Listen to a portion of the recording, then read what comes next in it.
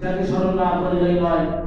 বিশ্ব মানবতার অগ্রদূত, আপনার আমার সাফায়াতের কান্ডারি, নির্যাতিত নিষ্পেষিত মানুষের বন্ধু, আল্লাহ পাক যাহাকে কুল কায়নাতের শ্রেষ্ঠ মখলুকাত করে, সৃষ্টি কিতাব দিয়ে, সৃষ্ট আদর্শ দিয়ে আল্লাহ পাক যাহাকে দুনিয়ায় প্রেরণ করেছেন, সেই মহানবী দুলাল আমিনা শাহে মদিনা জনাবে মুহাম্মদ রাসূলুল্লাহ সাল্লাল্লাহু আলাইহি ওয়াসাল্লাম।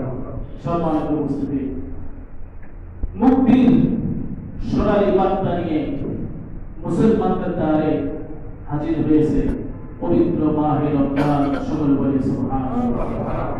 মুক্তির সোনালী বার্তা নিয়ে প্রত্যেকটি মুসলমানের দ্বারে দ্বারে উপস্থিত হয়েছে মাহে রমজান। সকলে বলি সুবহানাল্লাহ। নবী জীবনের বর্ণিল অধ্যায় রমজান মাসের ভূমিকা অপরিসীম। দীর্ঘ 11 মাস পর রহমত, মাগফিরাত ও নাজাতের সুবাতাস নিয়ে মুসলমানদের দ্বারে দ্বারে পৌঁছে গেছে পবিত্র মাহে রমজান। সকলে বলি সুবহানাল্লাহ। হাদিসের ভাষায় পবিত্র মাহে রমজানের আগমনের কারণে জাহান্নামের দরজাগুলো বন্ধ করে দেওয়া হয়, জান্নাতের দরজাগুলো খুলিয়ে দেওয়া হয়। এতে করে অসংখ্য জাহান্নামবাসীর মুক্তি মিলে যায়। সকলে বলে সুবহানাল্লাহ।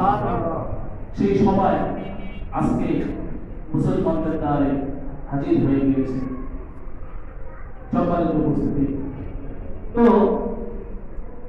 আমরা যে সময়টা অবস্থান করছি, যে সময়টা পার করছি, এটা হলো রমজান মাসের প্রস্তুতির মাস।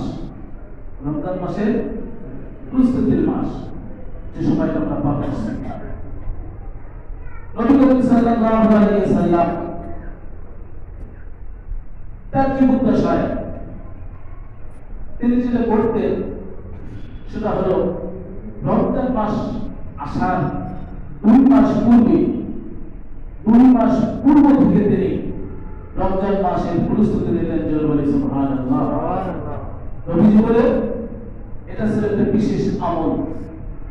নবী জীবনের এটা ছিল একটা বিশেষ আমল। 2 মাস পূর্বে উনি রমজানের জন্য প্রস্তুতি নিতেন, আল্লাহর কাছে দোয়া করতেন, আল্লাহর কাছে কামনা করতেন। 1 নম্বর, আল্লাহর কাছে দোয়া করতেন, আল্লাহর কাছে কামনা করতেন আল্লাহ পাক যেন তাকে রমজান পর্যন্ত হায়াত বৃদ্ধি করে দেয়। সকলে বলি সুবহানাল্লাহ।